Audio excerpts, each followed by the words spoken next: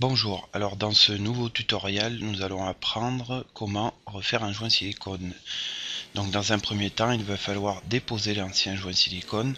Pour ce faire, il suffit de prendre un cutter, voilà, de s'équiper d'une paire de gants, de découper le joint correctement. Après, il vous suffit de prendre de l'acétone ou du white spirit et un chiffon propre, de bien nettoyer. Il faut déjà d'une part qu'il ne reste aucune trace noire et aucun bout de silicone.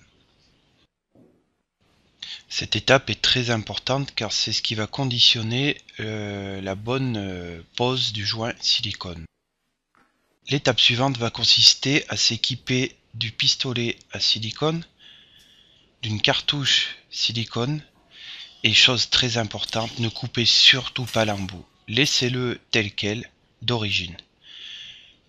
En ce qui concerne le silicone, vous pouvez l'acheter dans une enseigne de bricolage.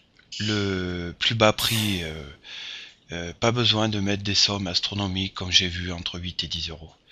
Aucun intérêt. Même dans les grandes enseignes de magasins alimentaires, vous trouvez du silicone. Vous pouvez acheter la marque du magasin au premier prix. Il n'y a pas de souci, c'est testé et c'est approuvé par bricoplomberie.com. Ensuite, donc, pour installer le joint, vous allez appuyer sur le pistolet. Et la chose que je fais, c'est, moi j'ai cette méthode là, je ne mets pas comme sur d'autres tutos une bande de scotch en haut et en bas, aucun intérêt. Moi ce que je fais, c'est que je vais d'avant en arrière. Je dépose un petit peu de silicone et je reviens sur le bout que j'ai déjà déposé. Maintenant que le silicone est déposé, il faut tremper votre doigt dans un mélange d'eau et de pec citron, liquide vaisselle. Vous lissez votre joint. S'il y a encore des petits trous qui apparaissent, vous gardez la quantité sur votre doigt et hop, vous repassez dessus. Après, vous équipez d'un chiffon, vous essuyez votre doigt pour enlever le surplus. Il vous suffit de faire toute la longueur de votre baignoire et chaque retour de baignoire en contact avec la faïence. Une chose à prendre en compte, c'est que le silicone, c'est un produit solvant.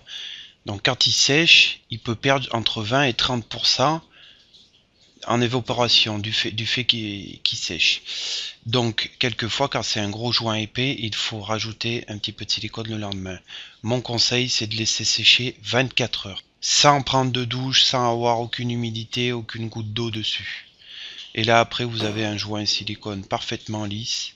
Le temps de pose en une demi-heure, c'est faisable. Donc maintenant, place à vous, prenez votre temps et c'est la même méthode pour évier lavabo douche. Voilà, bon courage à vous et bon chantier.